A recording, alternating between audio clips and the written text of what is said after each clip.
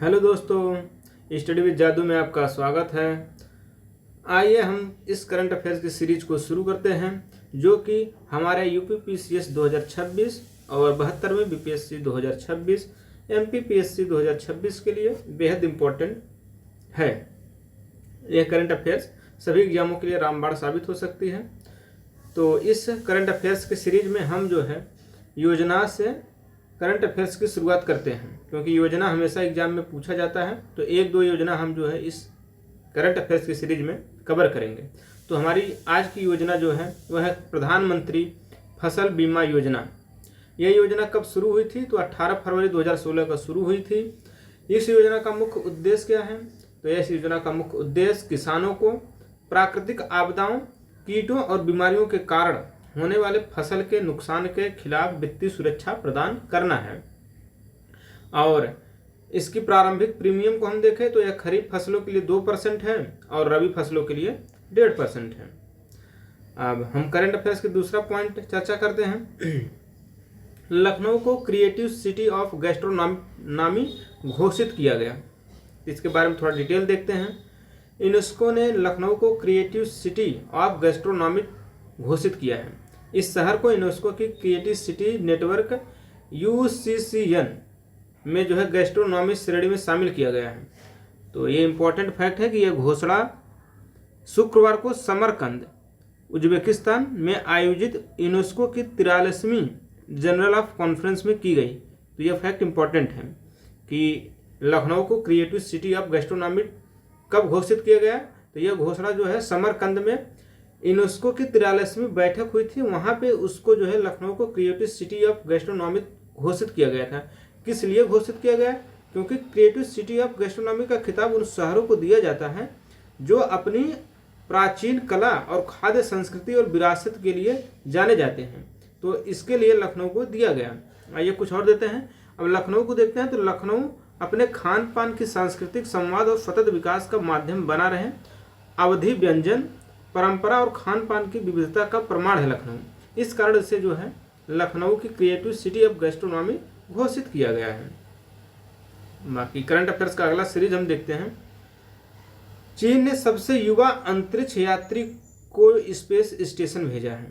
तो यह current affairs हमेशा पीसीएस में से पूछ लिए जाते हैं, जो कि पहली बार होते हैं अंतरिक्ष के क्षेत्र में। तो यह है चाइना का अंतरिक्ष संगठन, चाइना नेशनल स्पेस एडमिनिस्ट्रेशन। इसका लोगो है चाइना का। चीन के शेनझोउ 21 के तहत अंतरिक्ष रॉकेट और उसके अंतरिक्ष यात्री दल के सबसे युवा सदस्य सहित उसके चालक दल ने शुक्रवार को उत्तर पश्चिमी चीन जीव क्वान उपग्रह प्रक्षेपण केंद्र से उड़ान भरी है। हम आपको यह भी बता दें कि चीनी अंतरिक्ष स्टेशन के लिए 7वां मिशन था यह। और चीन के शेनझोउ 21 अंतरिक्ष यान के मिशनों में 3 अंतरिक्ष यात्री थे।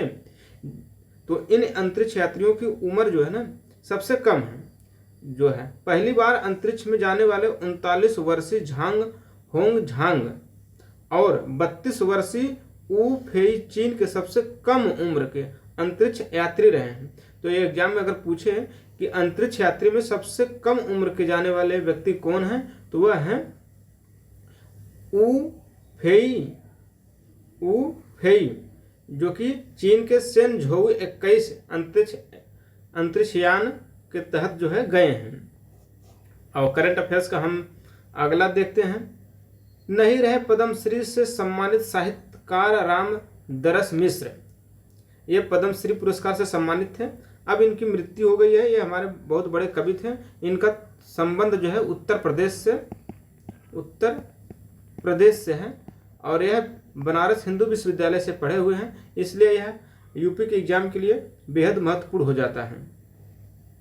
और हम देखते हैं 15 अगस्त 1924 को गोरखपुर में डुमरी गांव में जन्म लेने वाले रामदरस मिश्र काशी हिंदू विश्वविद्यालय से पढ़ाई करने के बाद गुजरात के कई कॉलेजों में अध्ययन अध्यापन का कार्य किया। उसके बाद वे दिल्ली चले आए और उन्हें जो है साहित्य के क्षेत्र में बहुत से सम्मान भी मिले हैं। जैसे उनके सम्मान को हम देखें तो साहित्य अकादमी सम्मान, सरस्वती सम्मान, दिल्ली सरकार का सलाका सम्मान, व्यास सम्मान, उत्तर प्रदेश हिंदी संस्थान का भारत भारती सम्मान, कई पुरस्कार भी इसके साथ मिले हैं।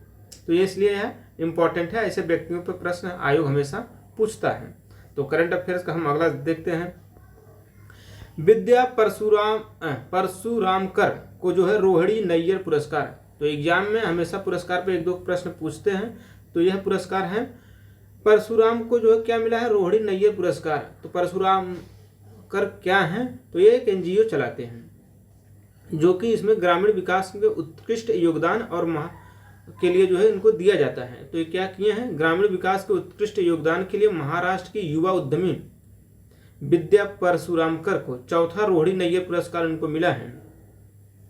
इनका क्या काम है कि दिल्ली के इंडिया इंटरनेशनल सेंटर में आयोजित कार्यक्रम में बच्चों के कुपोषण को दूर करने और बाजरा से बने उत्पादों के अनूठे प्रयोग को लेकर उनके काम की सराहना की गई है, इसलिए उनको यह पुरस्कार दिया गया है।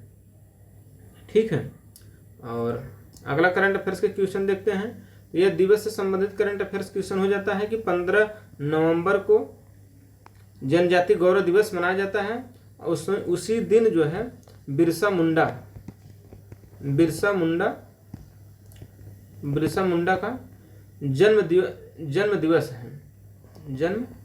दिवस है, क्योंकि बिरसा मुंडा का हमारे राष्ट्रीय आंदोलन में एक बहुत बड़ा योगदान है, तो उनको याद करने के लिए यह जनजाति गौरव दिवस मनाया जाता है। और उसके बड़े नेता थे, जनजातियों के बड़े नेता थे बिरसा मुंडा, तो उनके उपलक्ष्य में यह जयंती मनाई जाती है। और यह जयंती अब चलने वाला है 1 नवंबर से 15 नवंबर तक यह चलने वाला है जनजाति गौरव वर्ष। ठीक है, और इसका मुख्य उद्देश्य क्या है कि भारत के जनजातीय स्वतंत्रता सेनानियों की विरासत और योगदान के उत्सव को मनाना है, विद्यार्थियों को जनजातीय कला और संस्कृति धरोहर से प्रेरित करना है, एकता, सांस्कृतिक गौरव और जागरूकता को बढ़ावा देना है, पूरे देश की जनजाति विद्यार्थियों में रचनात्मकता और सहभागिता को प्रोत्साहित करना है। ये आपके हुए आज के इम्पोर्टेंट करंट अफेयर, और ये करंट अफेयर्स आप पढ़ते रहिए, और वीडियो अच्छा लगे तो आप इसको लाइक, शेयर एंड सब्सक्राइब कीजिए। धन्यवाद।